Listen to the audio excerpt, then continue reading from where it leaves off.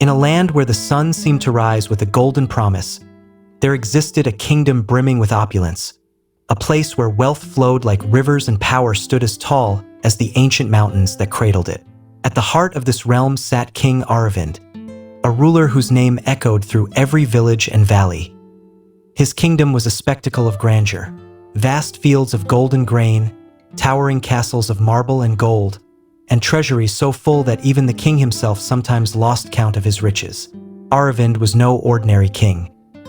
He was a man who had everything material wealth could offer: land that stretched beyond the horizon, an impregnable fortress that defied invaders, and a treasury that could sustain his people for generations. Yet, beneath the surface of his lavish life, there stirred a hunger, not for more gold, but for something intangible, something he couldn't quite name. Every year, King Aravind celebrated his birthday with a festival that rivaled the splendor of the heavens.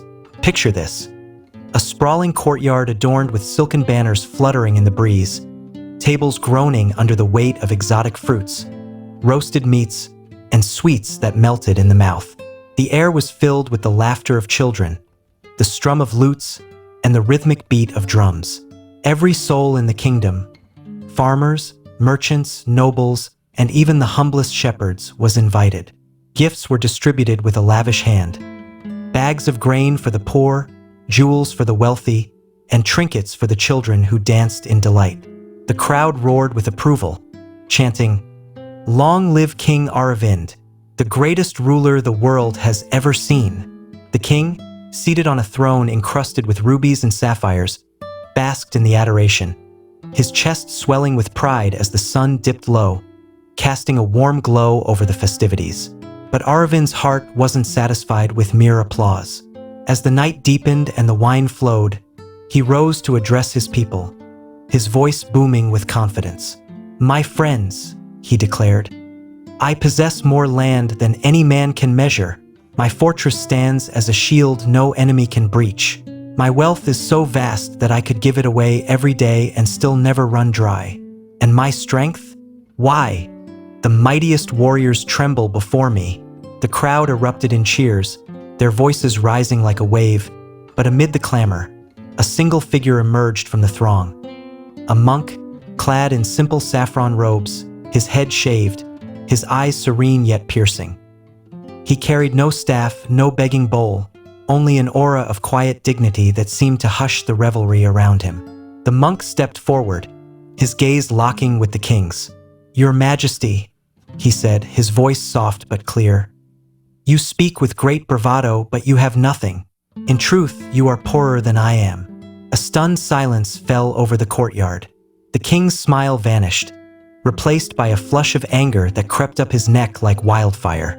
"How dare you insult me?" he roared, his hand gripping the arm of his throne. Without a moment's hesitation, he signaled his guards, who seized the monk and dragged him toward the dungeons, the crowd murmuring in shock and awe. The next morning, the royal court buzzed with anticipation as the monk was brought before King Aravind. The king, still simmering with rage, leaned forward on his throne, his crown glinting in the morning light. "You stand accused of insulting your king," he thundered. "What do you have to say for yourself now?" The monk, unshackled and unbowed, met the king's glare with a gentle smile. "I once thought you lacked only wealth," he replied. "But now I see you are bereft of wisdom as well." The king's fury ignited anew. "I could have you executed for this insolence," he bellowed, slamming his fist on the throne. The monk remained calm, a faint chuckle escaping his lips. "To give something, one must first possess it," he said. "You have nothing to offer me, your majesty." The words stung like a slap, yet they sparked a flicker of curiosity in the king's mind. "If I have nothing," he retorted, his voice edged with defiance, "then what do you have? What can you give me?" The monk's eyes twinkled with a knowing light. "What I possess you cannot see with your eyes, and what you see before you, I have no need for." The king smirked, convinced he had uncovered the monk's envy. "I understand now," he said, his tone dripping with condescension. "You're jealous of my riches because you have none. Very well, return to your hovel, and I shall ensure your comfort." With a dismissive wave, he sent the monk away, already plotting his next move. Unbeknownst to the monk, King Aravind devised a scheme to prove his point. That very night, he ordered his most trusted servants to fill the monk's dilapidated shack, a humble structure of mud and straw on the kingdom's outskirts, with sacks of gold coins, glittering jewels, and precious silks. When he seized this treasure, the king mused, rubbing his hands together. "He'll be overwhelmed with joy. I'll hide nearby and witness his transformation." Concealing himself behind a cluster of trees, Aravind settled in to watch, his heart pounding with anticipation. As dusk fell, the monk returned to his shack, his steps unhurried. He pushed open the creaking door and froze, taking in the sight of his tiny home transformed into a treasure trove. Bags of gold spilled across the floor, jewels winked in the dim light, and silks draped over every corner, leaving no space to rest. Without a hint of greed or surprise, the monk began to act. He picked up the sacks one by one, carrying them outside and tossing them into the dirt as if they were sacks of spoiled grain. He kept one bag, using it as a makeshift pillow, and lay down to sleep, his breathing steady and peaceful. The king, peering from his hiding spot, was dumbfounded. "Is this man mad?" he whispered to himself. "He casts away a fortune as if it were refuse." Aravind rationalized the monk's behavior, attributing it to exhaustion from his night in the dungeon. "He's too tired to appreciate it now," he thought. "When he wakes, the sight of this wealth will surely change his mind." He waited through the night, his excitement growing. But when dawn broke, the monk rose, surveyed the remaining bags, and with a muttered, "Who left this clutter here?" tossed them out as well. He swept the shack clean, gathered his few belongings, and strolled away, leaving the gold and jewels scattered in the dust. The king emerged from his hiding place, his mind reeling. If he rejects money, he pondered, perhaps he craves something else. Pleasure, perhaps? Determined to test this theory, he summoned a group of the kingdom's most beautiful dancers, known for their grace and charm, and instructed them to visit the monk's shack. "Entice him," he commanded. "Show him what true joy looks like." The dancers, adorned in flowing garments and adorned with flowers, arrived at the shack, their laughter and music filling the air as they prepared to captivate the monk. When the monk returned, he found the women weaving their spell, their movements elegant and inviting. But instead of succumbing to their allure, he greeted them with a warm smile. "You must be hungry after your journey," he said. "Please, let me prepare a meal for you." With surprising skill, he gathered simple ingredients, rice, vegetables, and spices, and cooked a modest yet nourishing feast. As the dancers ate, he spoke softly, "A clear mind is worth more than a beautiful form. When your heart is at peace, you can ascend to heights beyond imagination." Touched by his kindness and wisdom, the women thanked him as if he were a beloved elder, leaving with gratitude rather than desire. The king, watching from a distance, was utterly baffled. "He turns away wealth and women," he muttered. "What could this man possibly want?" After days of reflection, a final idea crystallized in Arvind's mind. "Power," he concluded. "That's the ultimate prize. Everyone desires it."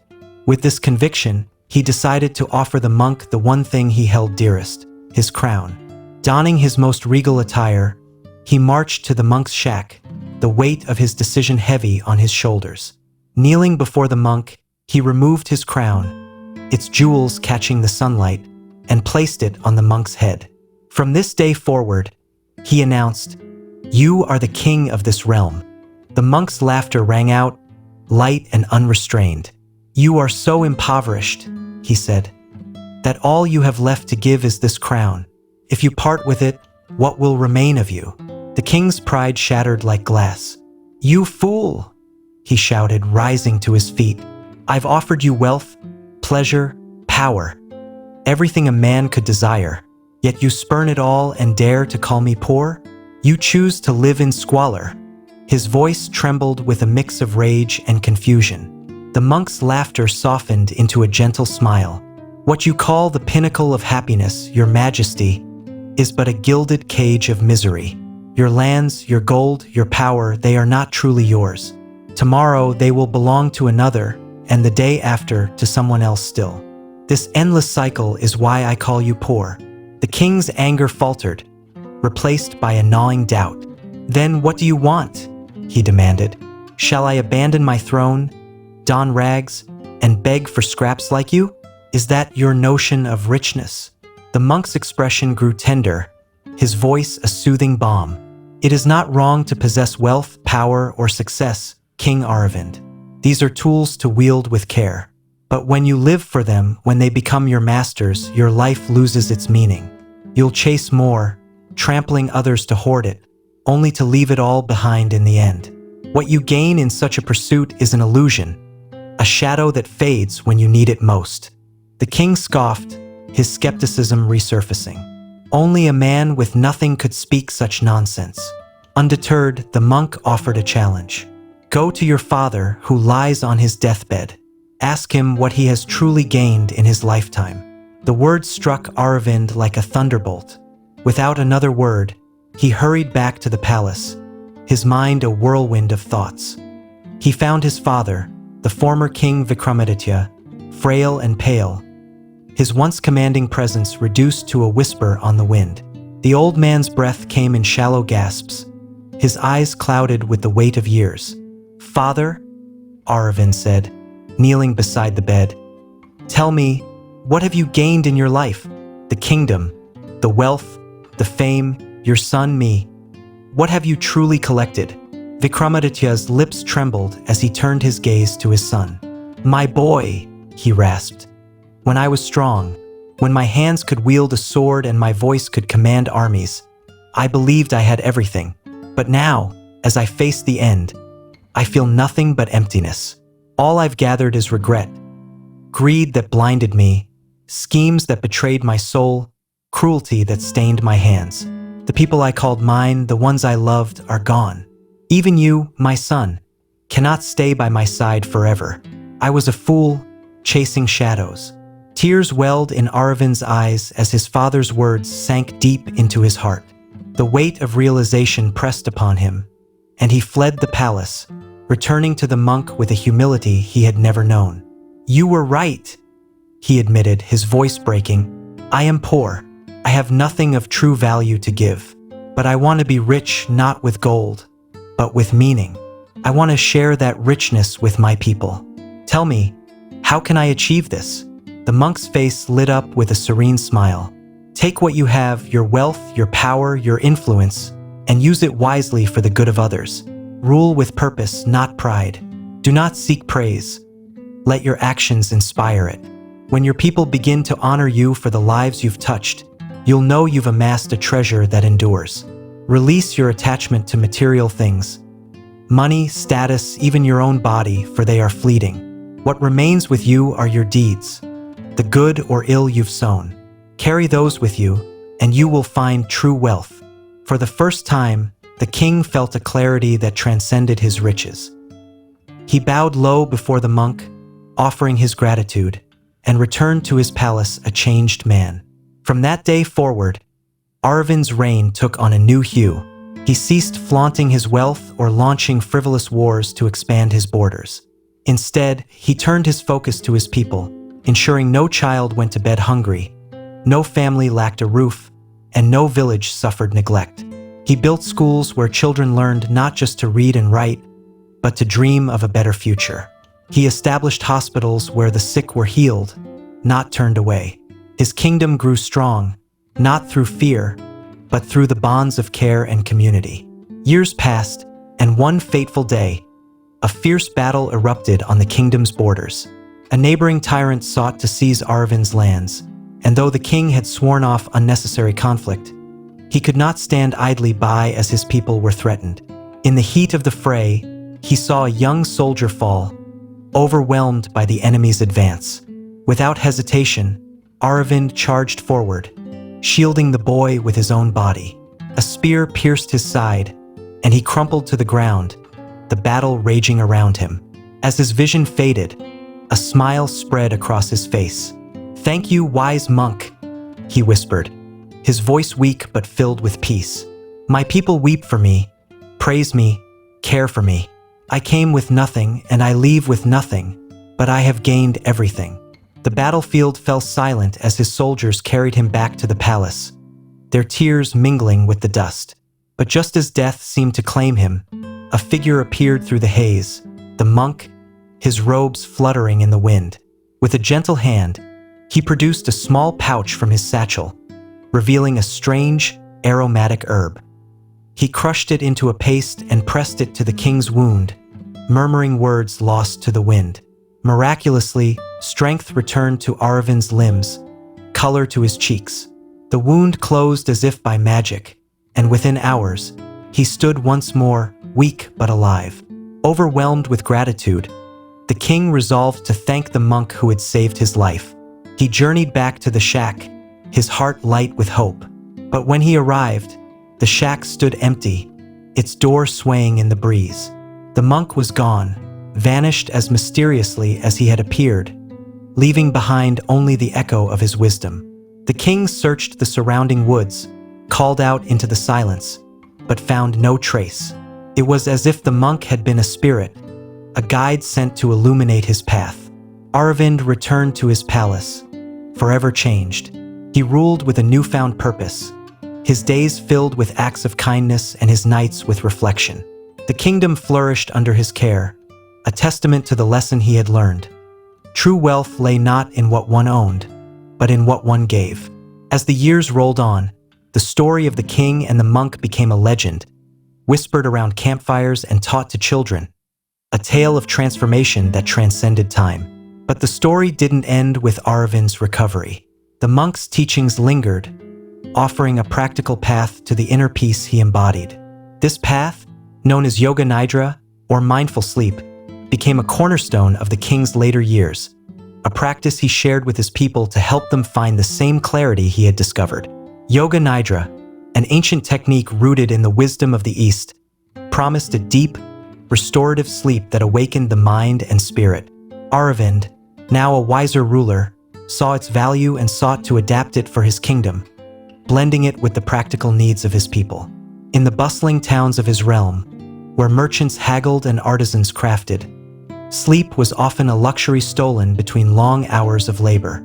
Aravind recognized that his people, like him in his earlier years, were chasing material success at the cost of their well-being. He gathered his advisors and proclaimed, "We must teach our people to rest deeply, to wake with purpose, as the monk taught me." Thus began a movement to introduce Yoga Nidra, tailored to the lives of his subjects. The practice began with a simple premise. Rest is not just the absence of activity, but a deliberate state of renewal. Aravind instructed his people to eat their evening meals early, around 7 p.m., choosing light fare, steamed vegetables, whole grains like rice or quinoa, and perhaps a piece of fruit. Heavy feasts at night weigh down the body, he explained, drawing from the monk's wisdom and the ancient texts of Ayurveda. A light meal allows the body to rest, not toil.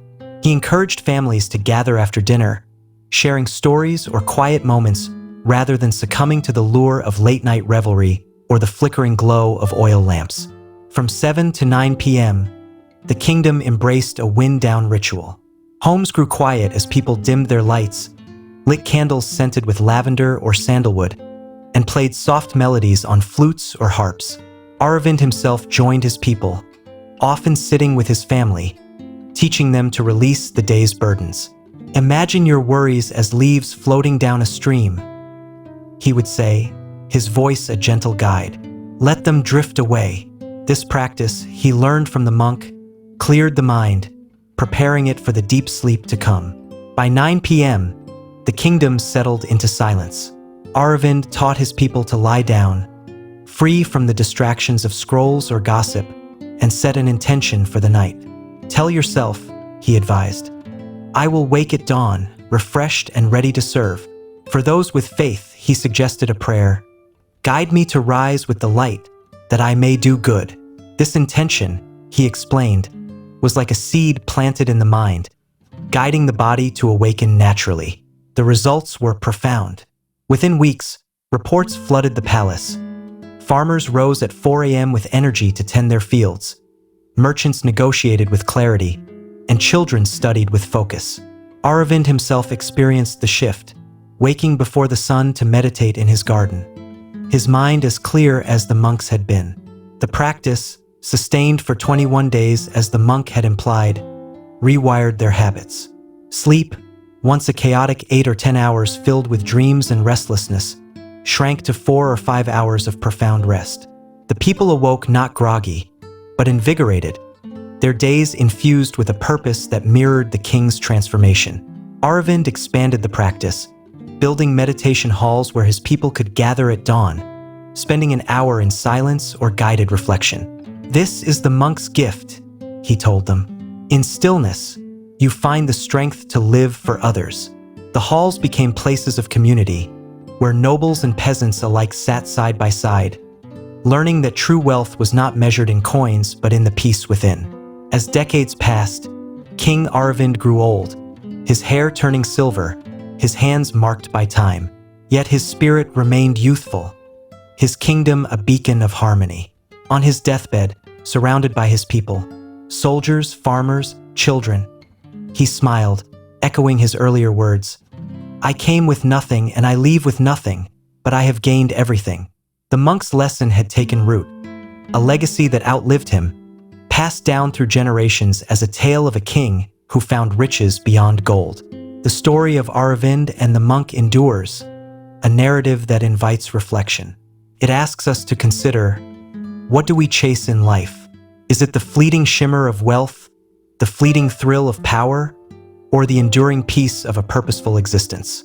The monk's disappearance left no answers, only questions, urging each listener to seek their own path to true wealth.